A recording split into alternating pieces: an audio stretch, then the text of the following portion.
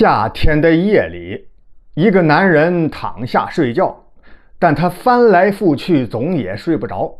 什么原因呢？小狗旺财不停地叫唤，一只苍蝇还总在男人耳边嗡嗡嗡地飞。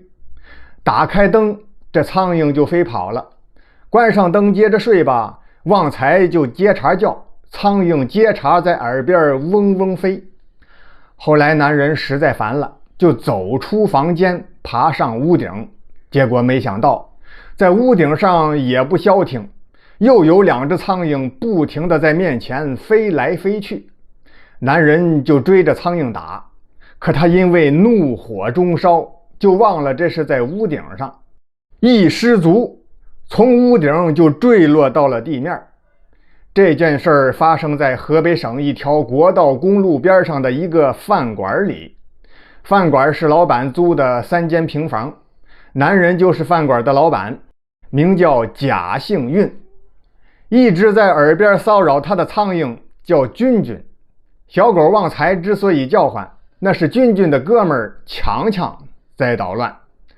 前几天贾幸运发现整个饭馆内外全是苍蝇，尤其是厨房跟厕所，那是一片一片的。这怎么可以？照这样下去，不但吓跑了客人，卫生部门要是一来，饭馆就得关张。于是他就买了一瓶农药，用喷雾器前前后后里里外外犄角旮旯全部喷洒了一遍。嘿，果然管用。这不都好几天了，一只活苍蝇都没有了。但是有2只苍蝇幸存了下来，他们就是君君和强强。君君和强强商量好了，就算是粉身碎骨，也要为被害死的千万个同胞们报仇雪恨。于是他们俩分工行动，一个骚扰贾幸运，一个欺负小狗旺财。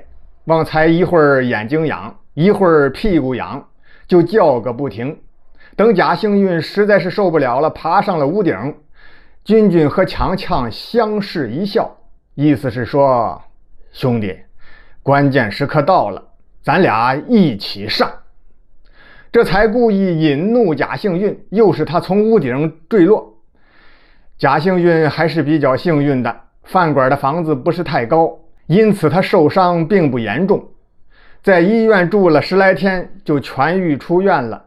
回到饭馆继续开张营业。他前前后后看了看，那农药的劲儿还在，饭馆里还是没有苍蝇。可当他在后院上厕所的时候，又冒出来2只可恶的苍蝇。这2位不是别人，没错，还是那君君和强强。贾幸运蹲在蹲坑上，2只苍蝇轮流在他头上来回的飞舞，他就用手拍，可拍了半天就是拍不着。后来气得他也不拉了，提起裤子便朝外走。等回到厨房，2只苍蝇也追到了厨房。这回贾幸运可不客气了，现在他没有蹲着，手脚也灵活，也不用苍蝇拍。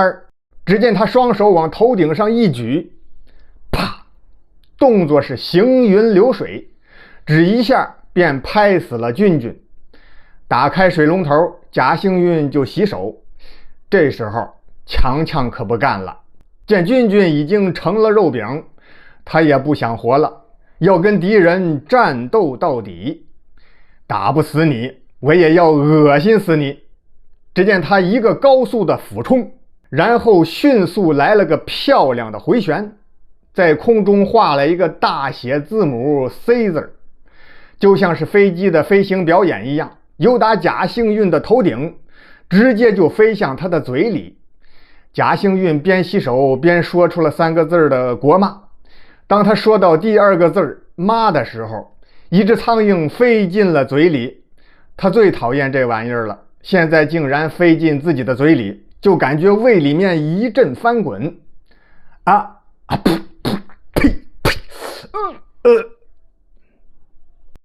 他可就吐了出来。看到被自己弄脏的地面，贾幸运心里更烦了。但是烦归烦，等把嘴漱口漱干净之后，他就取过来笤帚和搓斗，清理地面上的呕吐物。大家都知道，这呕吐物里头含有胃液，胃液是黏黏的，有点光滑。就在贾幸运清扫地面的时候，不小心踩到了一处光滑的地方，脚下一滑，他竟然仰面摔倒，怎么那么寸，后脑勺像是榔头钉钉子一样，重重地敲在了地板上。贾幸运小脑出血，没等送到医院就一命呜呼了。当乡亲们知道了他的死因之后，都觉得太可惜了，纷纷感叹：一个20多岁的大小伙子，怎么就被一只苍蝇给恶心死了呢？